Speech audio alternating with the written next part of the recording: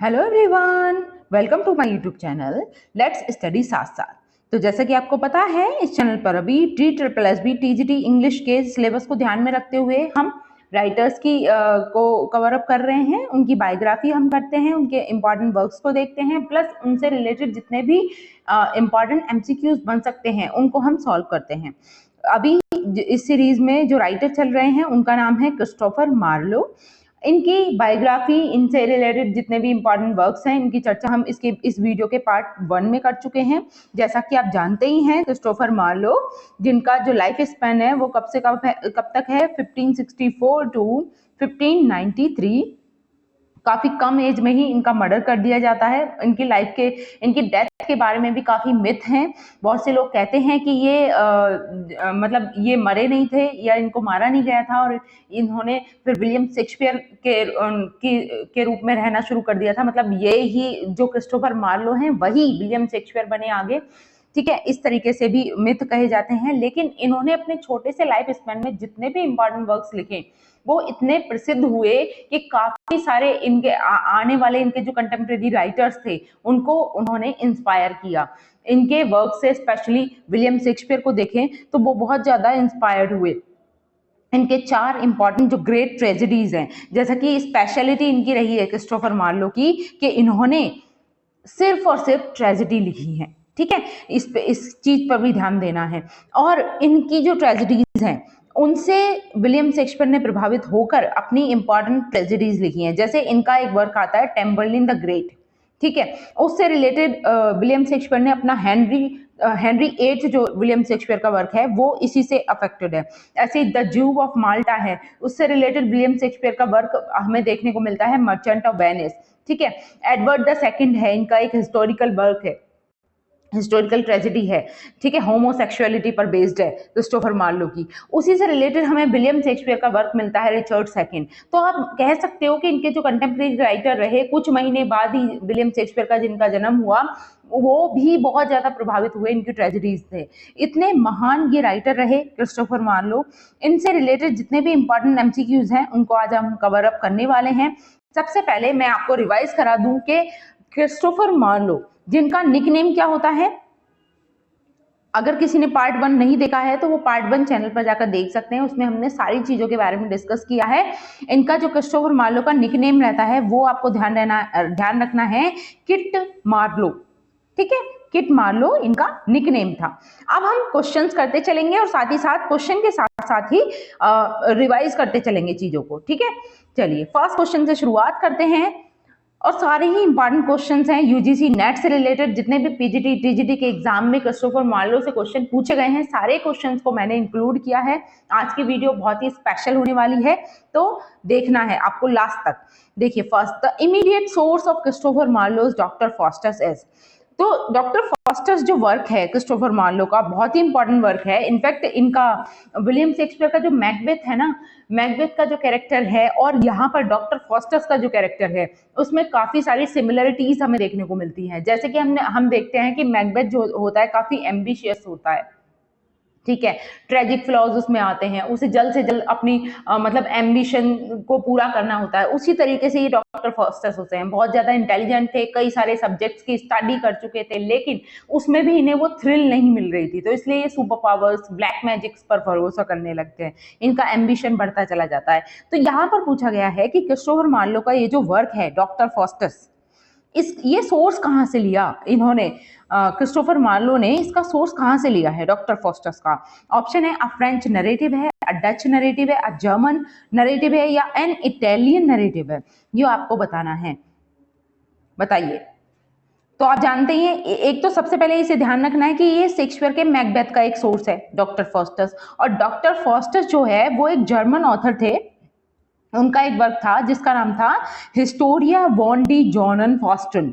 आप चाहो तो नोट डाउन कर सकते हो, हिस्टोरिया हिस्टोरिया वॉन डी, ये जर्मन में है तो इसलिए इसी तरीके का नाम है ये, जोहान जोहान फॉस्टन। ठीक है, ये एक जर्मन वर्क है, हिस्टोरिया वॉन डी जोहान फॉस्टन।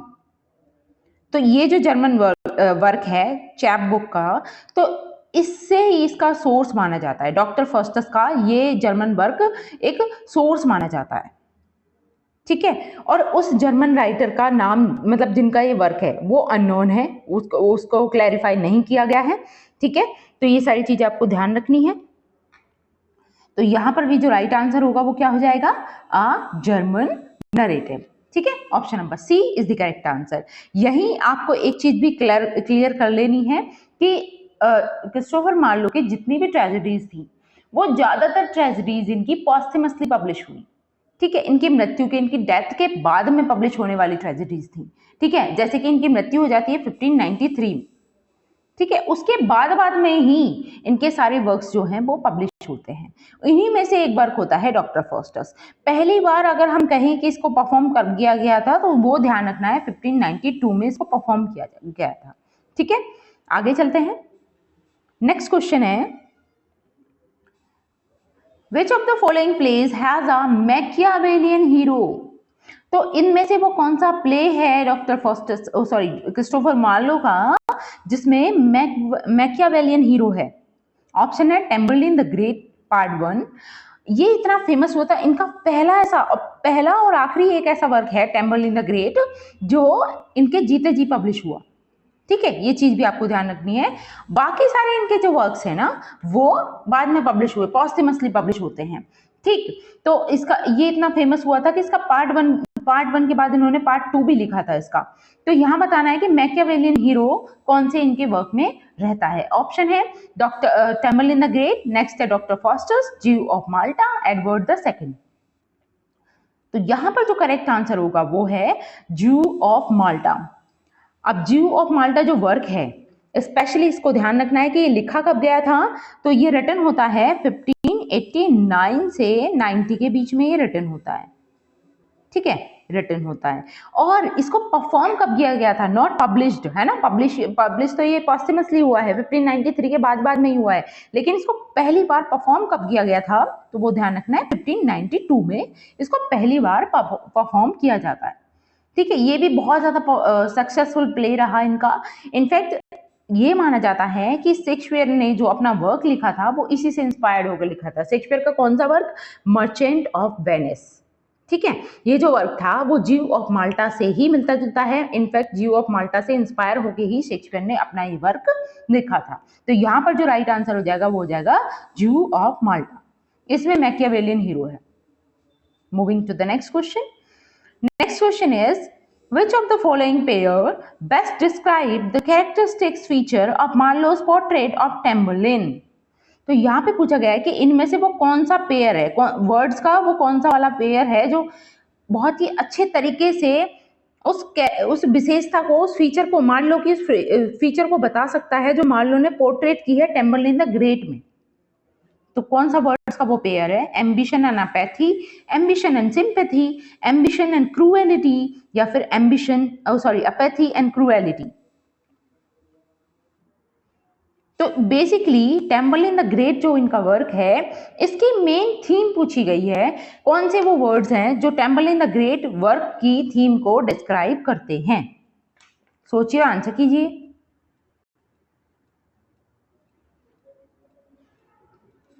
देखिए, इसमें 2-4 पॉइंट्स हैं आपको जो ध्यान रखने हैं टेम्बरलिन द ग्रेट के।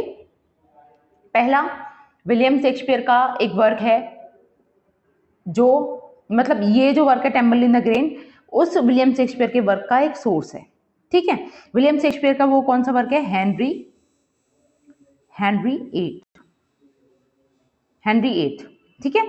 दूसरी बात, ये इकलौता ऐसा वर्क है जो हिस्टोरिकल वर्क है, हिस्टोरिकल प्ले है क्रिस्टोफर मार्लो का,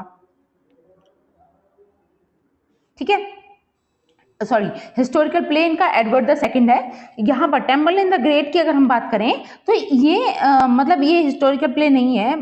बेसिकली ये जो प्ले है ना एलिजाबेथन एज के उन कुछ शुरुआती प्लेज में से एक है जो ब्लैंक वर्स में लिखा गया था। तो इसकी सबसे पहली स्पेशलिटी क्या है टेम्बरलिन द ग्रेट की, कि ये जो वर्क है ना इनका पहला इंडिविजुअल वर्क है, क्योंकि इससे पहले क्रिस्टोफर मार्लो ने एक वर्क लिखा था जिसका नाम है डीडो क्वीन ऑफ कार्थेज, ठीक है। Dido queen of Carthage Christopher Marlowe का पहला वेरी फर्स्ट वर्क था जो इन्होंने अपनी कॉलेज लाइफ में लिखा था, लेकिन ये किसी के कोलैबोरेशन के साथ लिखा गया था।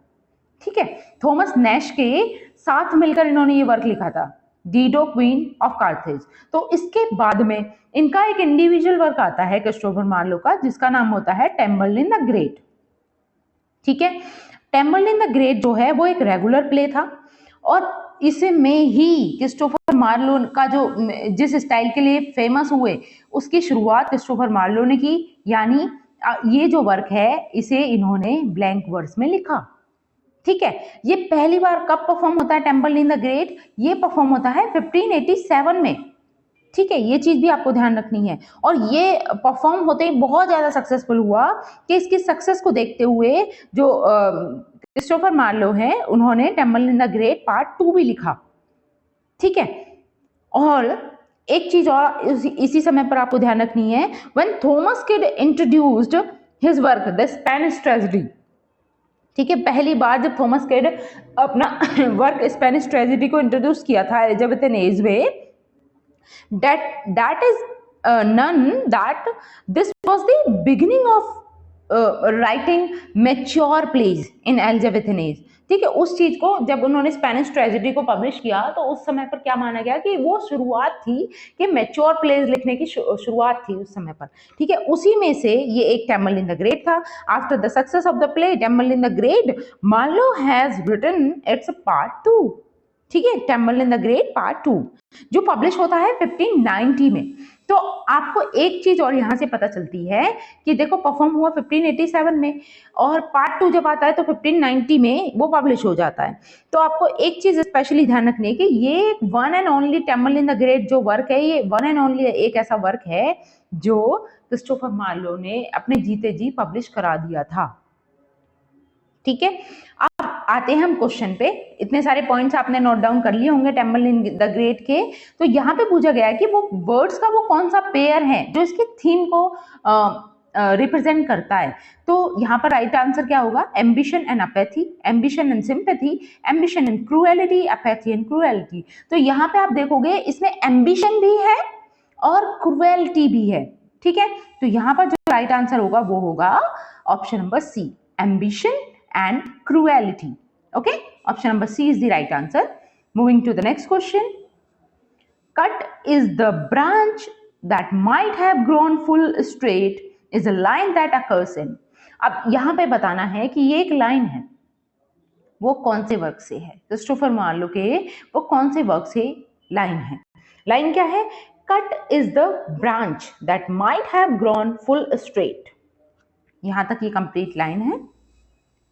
आपको बताना है कि ये लाइन कौन से वर्क से ली गई है। ऑप्शन है डॉक्टर फॉस्टस से, द ज्यू ऑफ माल्टा से, एडवर्ड द सेकंड से, या फिर स्पेनिश ट्रेजेडी से। तो आपको पता है ये स्पेनिश ट्रेजेडी तो इनका वर्क ही नहीं है, ये किसका वर्क है? तो ये थॉमस किड का वर्क है। ठीक है, तो क्रिस्टोफर मार्लो के कौन से वर्क से ये लाइन ली गई है? तो ये ध्यान रखना है आपको, ये डॉक्टर फॉस्टस की लाइन है। ठीक है, option number A is the correct answer, doctor Faustus से ये लाइन ली गई है। Moving to the next question. Next is the hero of Marlowe's Tamburlaine was born as a। तो टेम्बरलिन द ग्रेट जो इनका वर्क है थॉमस मार्लो का, Christopher Marlowe का, तो टेम्बरलिन द ग्रेट का हीरो जो है वो कैसे, मतलब कौन कैसे परिवार में या किस प्रोफेशन के साथ जन्म लेता है? गोल्ड स्मिथ है, या फिर कारपेंटर है, शेफर्ड है, फिशरमैन है? Yes, what should be the right answer? तो जब आप इसकी समरी पढ़ोगे तो उसमें दिया गया है कि टेम्बरलिन द ग्रेट का जो हीरो है वो एज अ शेफर्ड बॉर्न होता है। ठीक है, option number C is the correct answer. Moving to the next question, which of the following is not a revenge tragedy? अब आपको बताना है कि इनमें से वो कौन सा वर्क है जो एक रिवेंज ट्रेजेडी नहीं है। ऑप्शन है white devil, the duchess of Malfi, duchess की स्पेल रॉन्ग हो गई है, the duchess of Malfi, doctor Faustus, Spanish tragedy. तो यहां पर भी जो सिंपल सा आंसर है वो क्या हो जाएगा? डॉक्टर फॉस्टर्स, क्योंकि आप देखते हैं कि डॉक्टर फॉस्टर जो है वो एक रिवेंज ट्रेजेडी नहीं है। ठीक है, option number C is the correct answer. Moving to the next question, next is what among the following plays by Marlowe has epic feature. तो क्रिस्टोफर मार्लो का वो कौन सा प्ले है जिसमें एपिक फीचर है? एपिक मतलब जो लॉन्ग नैरेटिव पोएम होती है, इस तरीके का फीचर है। Edward the second, doctor Faustus, hero and Leander, Tamburlaine the great.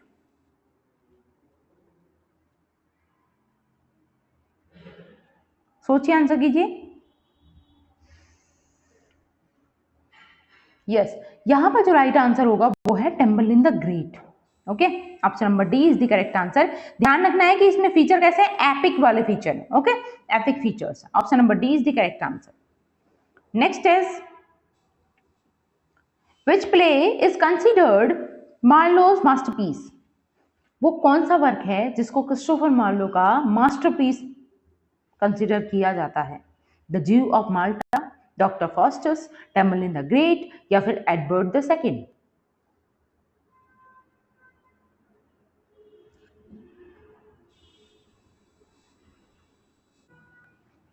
Yes, what should be the right answer? Masterpiece कौन सा वर्क है? तो आपको ध्यान रखना है doctor Faustus. Option number B is the correct answer. Doctor Faustus जो है इनका मास्टरपीस माना गया, काफी फेमस है। बहुत आप में से बहुत से स्टूडेंट्स ने उसे ग्रेजुएशन में या पोस्ट ग्रेजुएशन में जरूर पढ़ा होगा। Moving to the next question. Next is who among the following Marlovian characters is consumed by greed. तो इनमें से सारे तो क्रिस्टोफर मार्लो के ही ये कैरेक्टर्स हैं। अब इनमें से वो कौन सा कैरेक्टर है जो ग्रीड से भरा हुआ है? Consumed by greed. Barabas, Tamburlaine, doctor Faustus, Mephistopheles. What should be the right answer? तो यहाँ पे जो राइट आंसर है वो है बार्बस। ठीक है, बार्बस नाम का जो कैरेक्टर है वो फुल ऑफ ग्रीड है। ठीक है, option number A is the correct answer. Next question is, देखिए इसे थोड़ा सा जूम कर लेते हैं, एक सेकेंड। आई होप अब आपको प्रॉपरली विजिबल होगा। Next is which of the following statement about Marlowe are true. इनमें से बताना है कि वो कौन सी स्टेटमेंट्स हैं तो क्रिस्टोफर मार्लो के बारे में जो सही हैं, जो ट्रू हैं। Edward the second was written in the last of Marlowe's life. Many critics considered Dr. Faustus to be Marlowe's best play. His Spanish tragedy comes a close second, या फिर Marlowe was less educated than Shakespeare. तो कौन C true है? देखिए, Spanish tragedy का नाम सुनते ही आप इसको कट कर सकते हो, क्योंकि स्पेनिश ट्रेजेडी क्रिस्टोफर मार्लो ने नहीं लिखी। ठीक है, यहां कहा गया है the Spanish tragedy comes a close second. बाकी और कौन सा रॉन्ग हो सकता है? ये तो थॉमस किड का वर्क है, Spanish tragedy. Marlowe was less educated than Shakespeare. Is it true और false? Yes, it is also false. Right answer क्या हो जाएगा? Edward the second was written in the last of Marlowe's life. This is true statement. Many critics consider doctor Faustus to be Marlowe's best play. This is also true. ठीक है, जैसे हमने देखा था कि मार्लो का जो मास्टरपीस है वो यही है, डॉक्टर फास्टस। तो option number A and B right. तो option number 1 is the correct answer. A and B are true. ठीक है, moving to the next question. Next is here is a list of early English plays imitating Greek and Latin plays. Pick the odd one out. यहाँ पे एक list है जिसमें जो early English pledge हैं जिन्होंने इमिटेट किया है, जिन्होंने नकल की है ग्रीक और लैटिन प्लेज की, उनकी लिस्ट है। अब उनमें से कौन सा ओड है, मतलब कौन सा इस कैरेक्टरिस्टिक्स को फॉलो नहीं करता, कि कोई ऐसा वर्क हो अर्ली इंग्लिश प्ले हो जो जिसने इमिटेशन की हो ग्रीक एंड लैटिन प्लेज की, ऐसा नहीं है। तो कौन सा है? गार्बोडक है, टेम्बरलेन है, राल्फ डॉयस्टर है, या गैमर गर्टन्स नीडल है। तो यहां पर जो राइट आंसर है वो है Tamburlaine the great. Okay, option number B is the correct answer. Tamburlaine the great इसका कंप्लीट टाइटल है, ये ध्यान रखना। Next is Christopher Marlowe wrote all the following plays except. Christopher Marlowe के बाकी सारे प्लेज हैं एक्सेप्ट बजाय एक के, वो कौन सा है? Temple in the great obvious ही बात है, क्रिस्टोफर मार्लो का पहला इंडिविजुअल वर्क है, या फिर कहें इनके जीते जी पब्लिश होने वाला पहला वर्क है। द ज्यू ऑफ माल्टा, ये भी क्रिस्टोफर मार्लो का ही वर्क है। Richard third, Edward the second. तो आपको क्या ध्यान रखना है, Edward the second Christopher Marlowe ने लिखा, लेकिन रिचर्ड थर्ड किसके द्वारा लिखा गया है? यस, शेक्सपियर के द्वारा। तो राइट आंसर हो जाएगा यहां पर ऑप्शन नंबर सी। ठीक है, Richard third is not written by Christopher Marlowe. Moving to the next question. Next is act fifth of Marlowe's Edward the second. देखिए इनका ये ट्रेजेडी है एडवर्ड द सेकंड, इसके एक्ट फिफ्थ की बात हो रही है। ठीक है, act fifth of Marlowe's Edward the second shows the murder of the king. Where does it take place?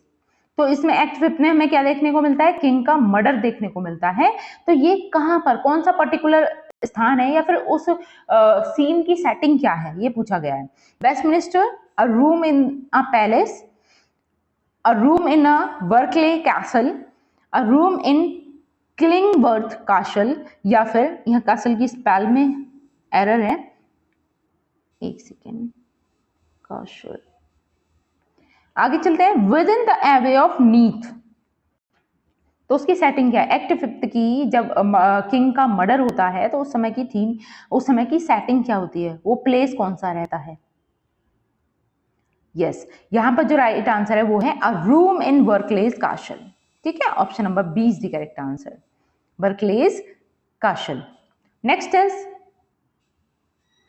Marlowe was one of the first major writers to affirm what can be identified as a clearly homosexual sensibility, which drama of his deals with it।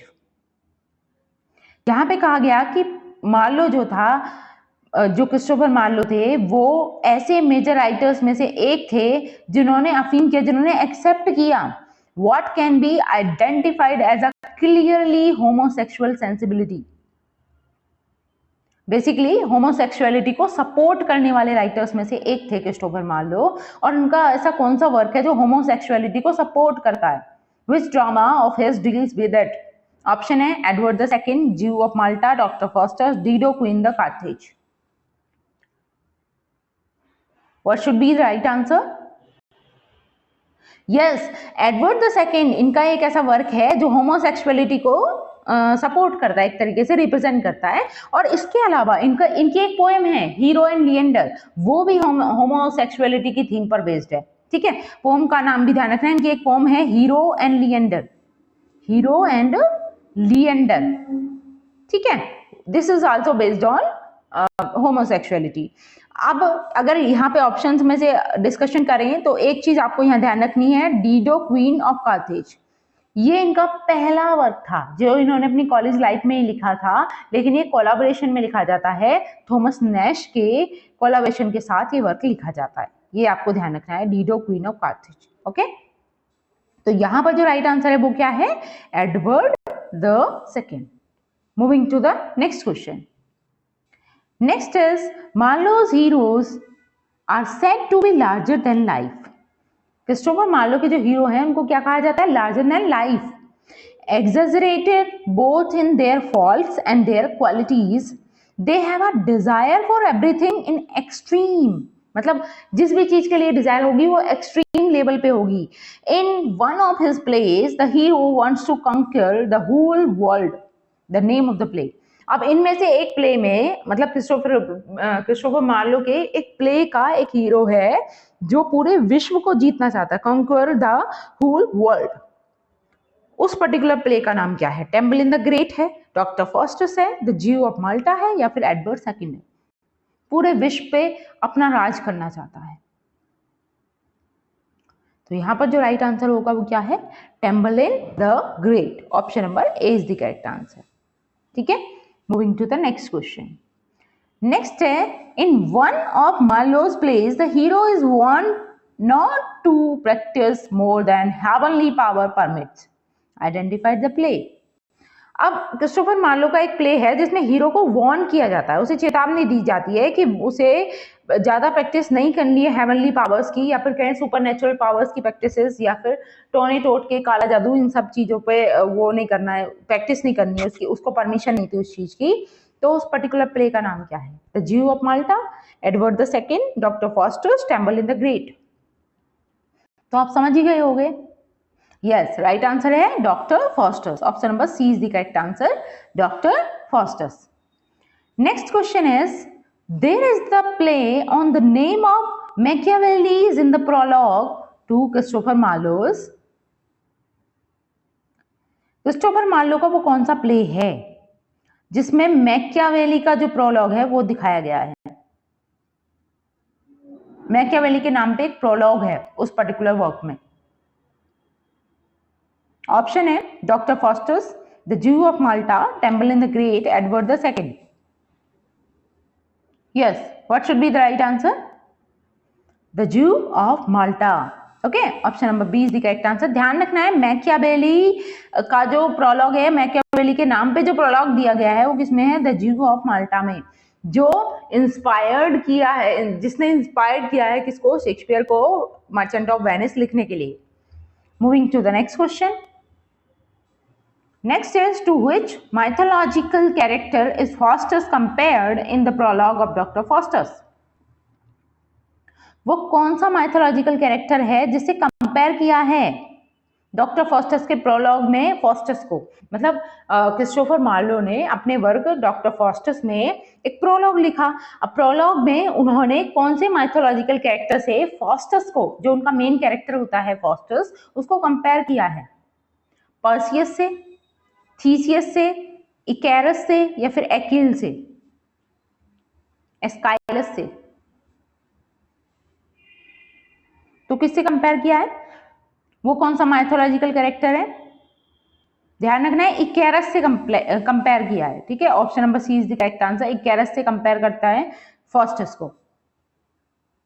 Next is, Which of the following is not true about Christopher Marlowe? इनमें से Christopher Marlowe के बारे में कौन सी चीज सही नहीं है? He was a contemporary of William Shakespeare. He was a poet and playwright. He was born in 16th century. He was born in France. तो कौन सी स्टेटमेंट यहाँ पर सही नहीं दी गई है क्रिस्टोफर मार्लो के बारे में? तो ये तो सही है, आप जानते हो विलियम शेक्सपियर के कंटेम्प्रेरी थे, और ये पोएट भी है, प्ले राइट भी है। इनकी poem, one and only poem है, वो है हीरो एंड लिएंडर, जो अनफिनिश्ड रह गई थी। ठीक है, ये भी ध्यान रखना है। He was born in 16th century, this is also correct, लेकिन he was not born in France, he was born in England. ठीक है, इनका जन्म फ्रांस में नहीं, इंग्लैंड में हुआ था। तो राइट आंसर यहाँ पे हो जाएगा option number D. Okay, moving to the next question. Next is, Christopher Marlowe was accused of what crime? इन पे किस चीज का इल्जाम लगता है, या फिर हम कहें कि इनको किस क्राइम के लिए दोषी ठहराया जाता है? मर्डर के लिए, थेफ्ट के लिए, ब्लास्फेमी के लिए, ट्रेजन के लिए? यस, इन पे जो ब्लेम लगा था या फिर कहीं ने अक्यूज किया गया था किस चीज के लिए? ब्लास्फेमी के। ब्लास्फेमी मतलब ईश निंदा, मतलब उनके चर्च की निंदा कर दी गई क्रिस्टोफर मार्लो के द्वारा। ठीक है, option number C is the correct answer, blasphemy. Next is, which of the following is not a play written by Christopher Marlowe? इनमें से वो कौन सा प्ले है जो क्रिस्टोफर मार्लो के द्वारा नहीं लिखा गया है? The tragical history of doctor Faustus, obvious सी बात है, इनका सबसे फेमस, सबसे इंपॉर्टेंट वर्क है। Okay, temple in the great, this is also written by Christopher Marlowe. Romeo and Juliet, ये किसी को बताने की नीड ही नहीं है, सबको पता है कि रोमियो एंड जूलियट किसके द्वारा लिखा गया है? विलियम शेक्सपियर के द्वारा। Edward the second Christopher Marlowe ने लिखा है। तो यहाँ पर राइट आंसर क्या हो जाएगा? क्रिस्टोफर मार्लो का कौन सा वर्क नहीं है? तो आपको ध्यान रखना है रोमियो एंड जूलियट। ठीक है, option number C is the correct answer. Next is, in which university did Christopher Marlowe receive his bachelor degree? कौन सी यूनिवर्सिटी से इन्होंने अपनी बैचलर डिग्री ली थी? Cambridge university, Oxford university, Harvard university, Yale university? Yes, इनकी biography जब हमने पढ़ी तो उसमें हमने देखा था कि इन्होंने जो ग्रेजुएशन की डिग्री थी वो कहां से ली थी? Cambridge university. Okay, option number A is the correct answer. Next question is, which of the following is a play written by Christopher Marlowe that has a historical figure as its protagonist? अब यहाँ पे पूछा गया है कि Christopher Marlowe का वो कौन सा प्ले है जिसमें एक हिस्टोरिकल फिगर हमें देखने को मिलता है जो एक प्रोटेगोनिस्ट की भूमिका में है, मतलब एक मेन हीरो का किरदार वो निभा रहा है, एक हिस्टोरिकल फिगर है। द जीव of Malta, the doctor Faustus, Edward the second या फिर टेम्बलिन द ग्रेट?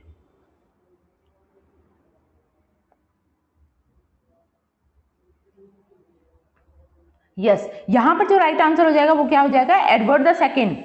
यही इनका one and only historical play है, ये भी ध्यान रखना है। Option number C is the correct answer. Next is, which of the following is a famous quote from Christopher Marlowe's play Tamburlaine the Great? अब यहाँ पे पूछा गया है कि क्रिस्टोफर मार्लो का जो प्ले है Tamburlaine the Great, उसकी एक फेमस कोट है, वो कौन सी है? ऑप्शन है ऑल द वर्ल्ड, यहाँ पे वर्ल्ड है, ठीक है, डी और इंक्लूड कर लीजिएगा। All the world is a stage and all the man and women merely players. तो ये तो क्रिस्टोफर मार्लो की लाइन है ही नहीं, ठीक है। The course of true love never did run smooth, I count religion but a childish toy, O beware my lord और jealousy. तो कौन सी लाइन है टेम्बलिन द ग्रेट की? ध्यान रखना है, टेम्बलिन द ग्रेट की जो लाइन है वो है I count religion but a childish toy, ठीक है। Option number C is the correct answer.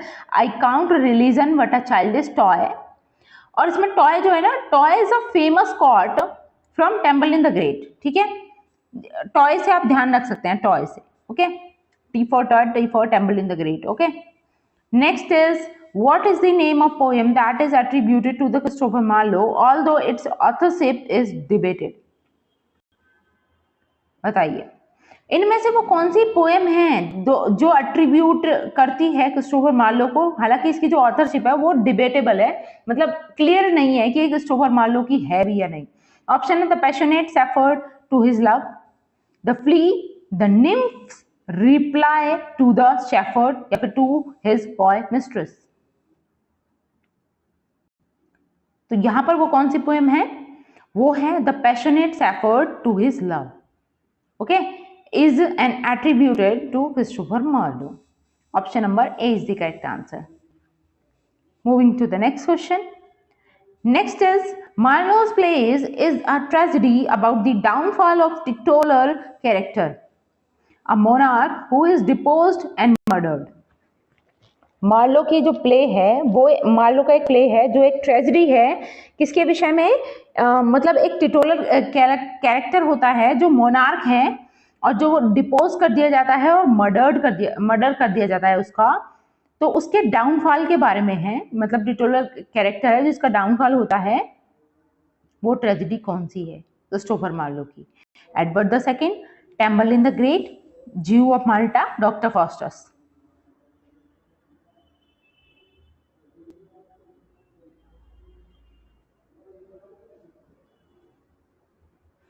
Yes, right answer क्या होगा?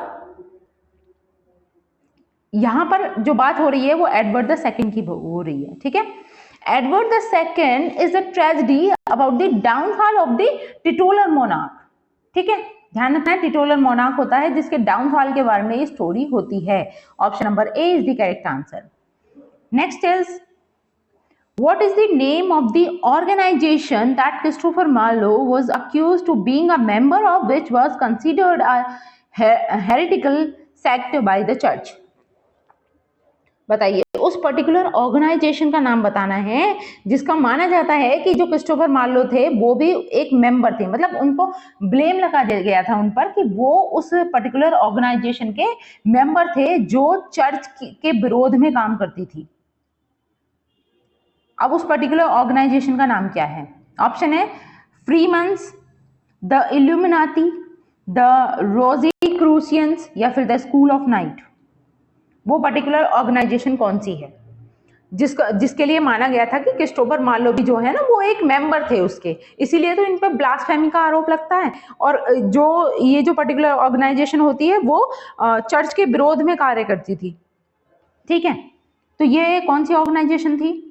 द फ्रीमन्स थी, द इल्यूमिनाती थी, या फिर द रोजी क्रूसियंस थी, या द स्कूल ऑफ नाइट? यहां पर जो राइट आंसर है वो है द स्कूल ऑफ नाइट। ठीक है, option number D is the correct answer, the school of night. Next question is, which of Marlowe's plays is a tragedy about a conqueror who rises to power through military conquest but ultimately suffers a tragic downfall? तो Christopher Marlowe का वो कौन सा play है जो एक tragedy है conqueror के बारे में, जो rises to power through military conquest, और जो मिलिट्री कॉन्क्वेस्ट की पावर के जरिए राइज होता है but ultimately suffers a tragic downfall. लेकिन बाद में क्या होता है, एक ट्रेजिक डाउनफॉल के चलते वो सफर भी करता है, बहुत ज्यादा परेशानियों का सामना उसे करना पड़ता है। एडवर्ड द सेकंड है, स्पेलिंग एरर है, एडवर्ड ए और ऐड कर लेना, एडवर्ड द सेकंड है, या फिर टेम्बलिन द ग्रेट है, जीयू ऑफ माल्टा है, या फिर डॉक्टर फॉस्टस है? Yes. What should be the right answer? यहां पर जो राइट आंसर है वो है Tamburlaine the great. Option number B is the correct answer, Tamburlaine the great. Next is,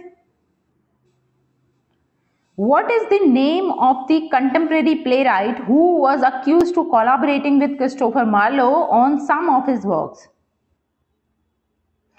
उस पर्टिकुलर कंटेम्प्रेरी प्ले राइट का नाम बताना है, मतलब जो क्रिस्टोफर मार्लो का समकालीन था, उस पर्टिकुलर राइटर का नाम बताना है जिसको अक्यूज किया जाता है, जिसको माना जाता है कि उसने कोलाबोरेशन में क्रिस्टोफर मार्लो के साथ कुछ वर्क्स में कोलाबोरेशन किया था, ऐसा माना जाता है। ऑप्शन है William Shakespeare, Ben Jonson, John Webster, या फिर थॉमस मिडल्टन।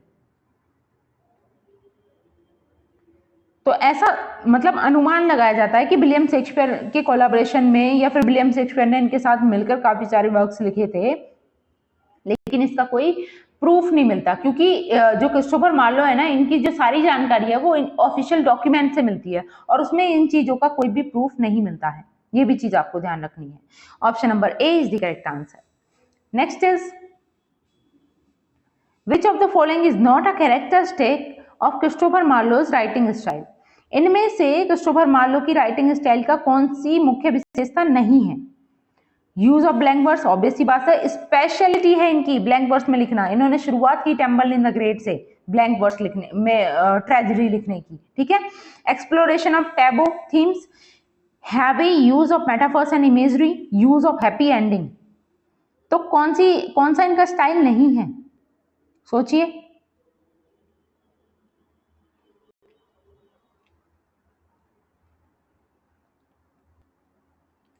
यस, जैसा कि आप जानते हैं क्रिस्टोफर मार्लो जो हैं ये फेमस इसलिए हैं सिर्फ और सिर्फ ट्रेजेडी लिखने के लिए। इन्होंने कभी कोई कॉमेडी नहीं लिखी। ठीक है, कॉमेडी की स्पेशलिटी होती है हैप्पी एंडिंग की, लेकिन tragedy, most of the tragedies क्या होती हैं, एंडिंग जो होगी वो ट्रेजिक होगी। ठीक है, तो मार्लो के जो वर्क हैं, Marlowe's work are known for their tragic ending. Okay, and he rarely used happy ending. तो राइट आंसर क्या हो जाएगा, use of happy ending. This is wrong. Okay, option number D is the correct answer. Next is, which of the following is the earliest known play written by Christopher Marlowe? तो इनमें से वो कौन सा play है जो सबसे पहले लिखा गया था? क्रिस्टोफर मार्लो का वर्क जो सबसे पहले लिखा गया, मैं से कह रहा हूं Paris, Edward the second, Tamburlaine the great, या फिर डीडो क्वीन ऑफ कार्थेज। तो इनमें से सबसे पहले कौन सा वर्क लिखा गया था? तो ध्यान रखना, इनका जो पहला वर्क था वो क्या था, डीडो क्वीन ऑफ कार्थेज, जो इन्होंने थॉमस नैश के कोलैबोरेशन में लिखा। दोनों ने मिलकर ये वर्क लिखा था सबसे पहले, और ये उस समय पर अपने कॉलेज डेज में ही थे। Okay, option number D is the correct answer, Dido queen of Carthage. और ये पब्लिश कब होता है ये भी ध्यान रखना है, ये पॉस्टमसली पब्लिश होता है, पहले तो ये पब्लिश भी नहीं हुआ था, ये पॉस्टमसली 1594 में पब्लिश होता है।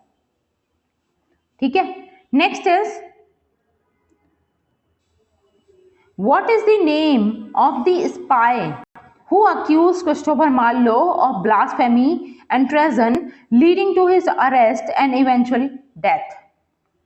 यहाँ पर उस पर्टिकुलर स्पाई का नाम बताना है, उस जासूस का नाम बताना है जिसने ब्लेम लगाया था मार्लो पर ब्लास्फेमी का, ट्रेजन का, और साथ ही साथ उन्हें अरेस्ट भी करवाया और बाद में यही उनकी डेथ का कारण भी बना। तो उस पर्टिकुलर स्पाई का, उस जासूस का नाम बताना है जिसकी वजह से ये सब कुछ होता है, जिसने इन पर ये ब्लेम लगाया था। फ्रांसिस वाल्सिंगम थे, विलियम सेसिल थे, रिचर्ड टॉपक्लिफ थे, या फिर रॉबर्ट डेवरक्स थे? कौन थे वो जिनको स्पाई बताया गया, जिन्होंने ये सारा काम करवाया? Yes, what should be the right answer? तो यहां पर जो राइट आंसर है वो है रिचर्ड टॉपक्लिफ। ठीक है, Richard Topcliffe is the spy who accused Christopher Marlowe of blasphemy and treason. Okay, तो ध्यान रखना इनका नाम भी। Next is, what is the name of Christopher Marlowe's unfinished poem? ठीक है, क्रिस्टोफर मार्लो की एक पोएम है जो अनफिनिश्ड रह जाती है। ठीक है, about the life of legendary Greek hero, जो किसके बारे में है? एक लेजेंडरी ग्रीक हीरो रहे, उनके बारे में, उनकी लाइफ के बारे में ये रहती है। और उसके बाद में कहा गया है who was known for his strength and bravery, जो अपनी स्ट्रेंथ और ब्रेवरी के लिए जाने जाते थे। तो उस पर्टिकुलर पोएम का नाम बताना है। तो इनकी वन एंड ओनली पोएम कौन सी रही है? आप जानते हैं डॉक्टर फॉस्टर्स क्या है? ट्रेजेडी है। Tremble in the great, also a tragedy. Dido queen of Carthage, this is also a tragedy. Hero and Leander, hero and Leander is a poem, लेकिन ये इसे कंप्लीट नहीं कर पाते हैं। ये 818 लाइन इसकी लिखते हैं, लेकिन ये एक इनकम्प्लीट पोएम रहती है, अनफिनिश्ड रहती है। बाद में क्या होता है? बाद में जॉर्ज चैपमैन आते हैं, जॉर्ज चैपमैन, वो इसको कंप्लीट करते हैं। This poem was completed by George Chapman. ठीक है, ये ध्यान रखना है। तो यहाँ पे जो राइट आंसर हो जाएगा वो क्या है? Hero and Leander. साथ ही साथ हमने एक और चीज की बात की थी, जैसे इन्होंने ज्यादातर तो ट्रेजेडी लिखी, एक पोएम हीरो एंड लिएंडर हो गई, इन्होंने एक लिरिक भी लिखी थी, लिरिक। ठीक है, उस लिरिक का नाम क्या है? The passionate shepherd to his love. ठीक है, ये लिरिक भी ऐसा माना जाता है कि क्रिस्टोफर मार्लो की ही लिरिक है, टू हिज लव। तो ये भी ध्यान रखना है। ठीक है, तो ये थे कुछ इंपॉर्टेंट क्वेश्चंस जो क्रिस्टोफर मार्लो से रिलेटेड है। अब हम नेक्स्ट पार्ट में नेक्स्ट राइटर के बारे में चीजें कवर अप करेंगे। आई होप आपको ये वीडियो अच्छी लगी होगी, और अगर वीडियो अच्छी लगी है तो आपको उसको लाइक करना है, शेयर करना है। चैनल पर नए हैं तो चैनल को सब्सक्राइब भी करना है। ठीक है, और अपने जो वैल्यूएबल कमेंट्स हैं आप बता सकते हैं, आपको वीडियोस कैसी लग रही हैं, आपको कोई सजेशन देना है तो आप जरूर दीजिए कमेंट बॉक्स में। ठीक है, मैं रिप्लाई हर एक कमेंट का करती हूँ। ठीक है, मिलते हैं नेक्स्ट वीडियो में, तब तक के लिए thanks for watching, keep learning and keep supporting me. Thank you.